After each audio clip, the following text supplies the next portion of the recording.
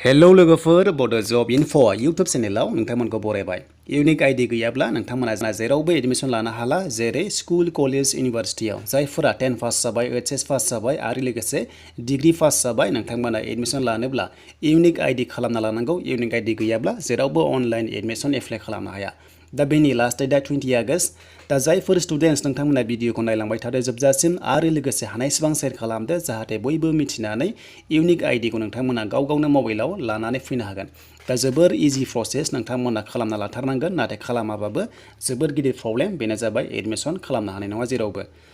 दा बेनो जाबाय UG लेभेल, PG लेभेल। जायफोरा नोंथांमोना एडमिशन लानो सानदों, जेरै नोंथांमोना HS जानाय लोगो लोगो पास जानाय लोगो लोगो TDC लागोन, नङा होमबा? आरो जायफोरा TDC कमप्लिट जाबाय PG लेभेलाव लागोन, आरो जायफोरा 10 पास जाबाय नोंथांमोना HS लेभेलाव लागोन।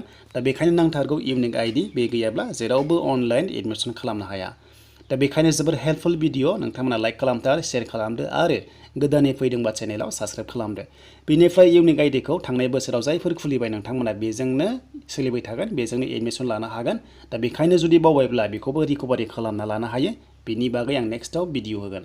दा जों जायफोरा गोदान नोंथांमोना एडमिशन लागोन, बेनो जाबाय इउनिक आइडि नांथारगोन। दा बेखौ माबोरै जोङो लानो हायो, नोंथांमोना भिडिअखौ नायलांबाय थादो जोबजासिम। दा फै जों जागायनोसै बे इउनिक आइडिखौ बबेयाव जोङो क्रिएट खालामना लायो। थ' नोंथांमोना भिडिअखौ नायजोबब्लानो गासिबो डिटेल्सखौ मोनजोबगोन। स' लोगोफोर, आं अफिसियेल वेबसाइटआव फैबाय, बेनो जाबाय डाइरेक्टरेट अफ हायार इडुकेसननियाव खालामनांगौ। नोंथांमोना लिंकखौ मोनगोन भिडिअनि डिसक्रिपसनाव। बेनिफ्राय जायफोर जिखुनु जाया निउ एडमिशन लागोन, अब्ला नोंथांमोना इउनिक आइडि खालामना लाथारनांगौ। आरो बिनि लास्ट डेटआ 20 आगस्ट। बिनि सिगां खालामाबा नोंथांमोना अनलाइन एडमिशन लानो हानाय नङा। दा बेखायनो आरो बेयाव बुंबावदों इउनिक आइडिया सासेल' स्टुडेन्टनाव मोनसेल' हायो, मोनसे इमेलजों मोनसे फन नाम्बारजों मोनसेल' मोनो। दा नोंथांमोना मोननाय नङा, मोननै। जुदि फन नाम्बार आरो इमेल आइडि गुबुन होयोब्ला नोंथांमोना लानो हागोन। दा बेनिफ्राय जों नायसै इउनिक आइडिखौ माबोरै जोङो खुलिना लानांगौ। दा नै बेयाव माखासे गाइडलाइन्स होनाय दङ, नोंथांमोना मोजाङै नायना लाबानो जाबाय। बेयाव बुंदों रेजिस्टार खालामग्रोनांगोन फार्स्टआवनो, बेनिखायनो मबाइल नाम्बार आरो इमेल आइडि नांथारगोन। आरो डाटाफोरखौ नोंथांमोना मोजां फिलआप खालामनांगौ, जाहाथे जेबो प्रब्लेम जायै बायदि। दा बेनिखायनो जों थांसै गोबाव खालामला। बेयाव बुंखादों वान स्टुडेन्ट केन अनलि वान आरोना। बेयाव बुंदों आरो जायखिजाया आं खिथाखाबाय बर'निनो, बेनो जाबाय सासेल' स्टुडेन्टआ सासेल' इउनिक आइडि मोनो।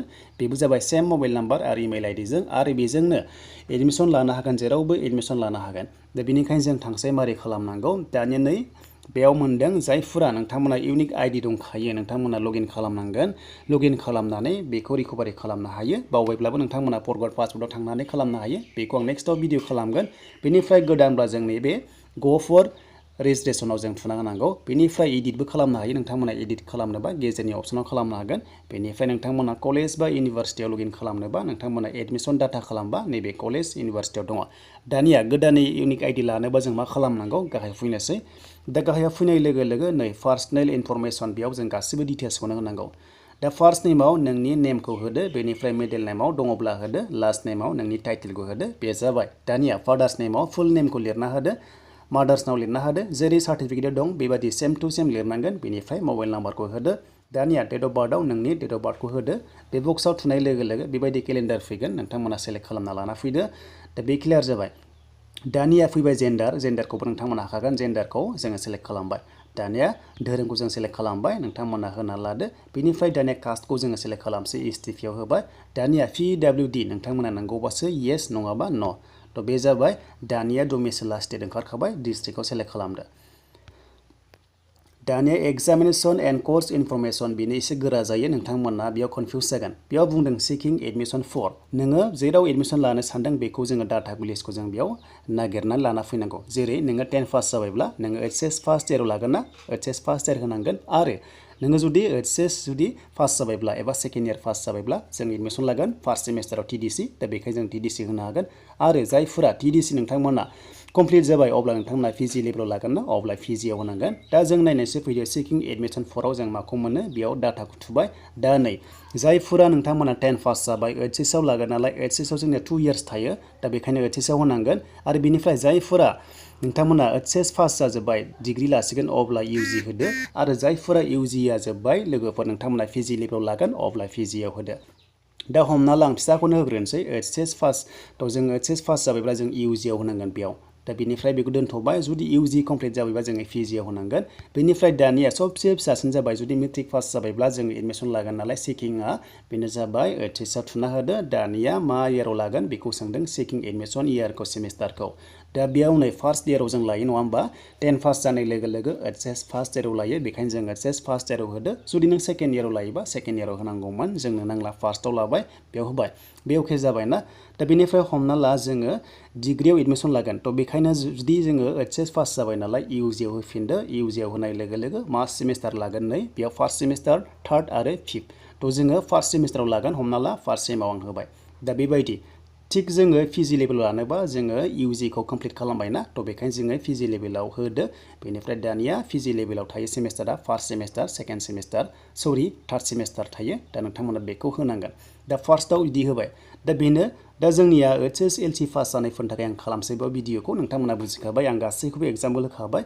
दा बेनिखायनो जायफोरा ओइचएस एलसि एबा 10 पास जाबाय नोंथांमोना चेकिं एडमिसनखौ ओइचएसआव होदो बेनिफ्राय दानिया इयारखौ होदो फार्स्ट इयार थ' बेयाव होदो बेनिफ्राय दानिया लास्ट एग्जामिनेसन फार्स्ट बेयाव बुंदों नै नोङो मा एग्जामखौ दाखालि बय पास जादों बेखौ होदों दा बेयाव जोंहा ओइचएस एडमिसन लागोन नालाय बेखायनो ओइचएस एलसि पास जादोंमोन 10 पास जानायफोरा ओइचएस एलसि जागोन आरो जायफोरा नोंथांमोना ओइचएस पास जाबाय दाखालि बावै नोंथांमोना अब्ला ओइचएसखौ होनांगोन आरो जायफोरा डिग्री कमप्लिट जाबाय इउजिखौ होनांगोन थ' जायफोरा आपकामिं पिजि एडमिसन लागोन अब्ला नोंथांमोना इउजिखौ होनांगोन दा जोङो 10 पास जाबाय नालाय ओइचएस एलसि जों क्वालिफाइड जादों लास्ट एग्जामखौ बेखौ जों होबाय दानिया नैबे मोनसे कनफिउज जानो हागौ नोंथांमोना रेजिस्ट्रेसन नाम्बार बे जाबाय क्लास 9 10 आव थायो नोंथांमोना बेखौ होनांगोन जायफोरा दाखालि बावै 10 पास जादों आरो जायफोरा ओइचएस पास जादों नोंथांमोना हायार सेकेन्डारिनि रेजिस्ट्रेसन नाम्बारखौ होनांगोन बेखौ आं क्लियार खालामबाय बेनो आरो जायफोरा इउजि पास जादों नोंथांमोना इउजिनि डिग्रिनि रेजिस्ट्रेसन नाम्बारखौ बेयाव होनांगोन बे क्लियार जाबाय कनफिउज जानाङा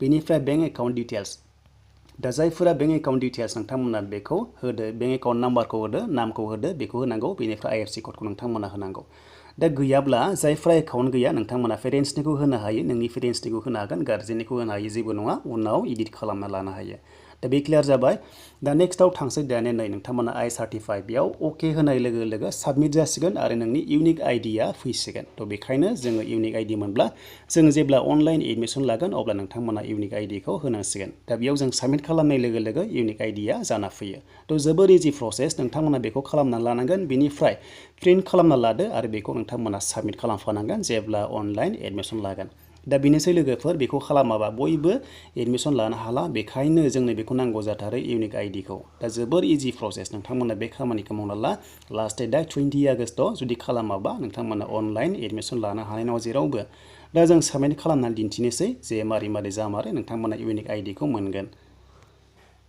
दा गासैबो जाजोबबासो नोंथांमोना साबमिटखौ खालामनांगौ नङाब्ला नोंथांमोना मिस्टेक जानो हागौ दा प्रपारलि गासैखौबो नोंथांमोना सेलेक्ट खालामजोबना नायबानो जाबाय बेनिफ्राय नोंथांमोना आइ सार्टिफाइआव होनानै साबमिटआव थुनांगौ दा साबमिटआव थुनाय लोगो लोगो जों मोनगोन दायो आं नोंथांमोना साबमिट थुनानै देखायनोसै जागोन ना जाया नोंथांमोना भिडिअखौ नायलांबाय थादो दायो नै लोगोफोर साबमिटआव थुनाय लोगो लोगो बेयाव नोंखौ फाइनाल साबमिट खालामगोन नामा होनना सोंदों कनफार्म खालामनांगौ आरो जुदि नोंथांमोना गासैबो जुदि क्लियार जाबायब्ला येस होदो जुदि जायाखैबा न' होदो दा आङो येस होनोसै दा येस होनाय लोगो लोगो जों इउनिक आइडि मोनगोन नोंनाव मेसेज फैगोन आरो लोगोसे नोङो इउनिक आइडि मोनसिगोन दा फाइनालि बेयाव आं खालामबाय बेनिफ्राय लडिं जागासिनो दङ नै दा बेबायदि रिडाइरेक्ट जागोन नोंथांमोना जेबो रिफ्रेस खालामनाङा दा बेयाव जागासिनो लडिं बेनिफ्राय इउनिक आइडिया फैगोन नै दा फाइनालि साक्सेसफुल जाबाय नोंथांमोना नै कंग्रेचुलेसन्स नुदों इउ हेभ रेजिस्टार होबाय दा साक्सेसफुल जाबाय बेबायदि इउनिक आइडि नै ओंखारबाय दा नोंथांमोना इउनिक आइडि ओंखारबाय बेनिफ्राय आंनि नेम ओंखारबाय बेनिफ्राय रेजिस्टार मबाइल नाम्बार ओंखारबाय दा बेखौ नोंथांमोना डाउनलड खालामनानै लानांसिगौ दा नै डाउनलड एक्न'लेजमेन्ट दा बेयाव बेबायदि मोनदों बेखौ डाउनलड खालामनानै प्रिन्ट खालामना लादो नांगौ जायोब्ला नोंथांमोना बेखौ साबमिट होफानांगोन दा जोबोर इजि प्रसेस लोगोफोर नोंथांमोना जोबोर इजि प्रसेसआव इउनिक आइडिखौ खुलिना लानो हायो दा बेखाय जुदि खालामाबा नोंथांमोना 20 आगस्टनि सिगां खालामाबा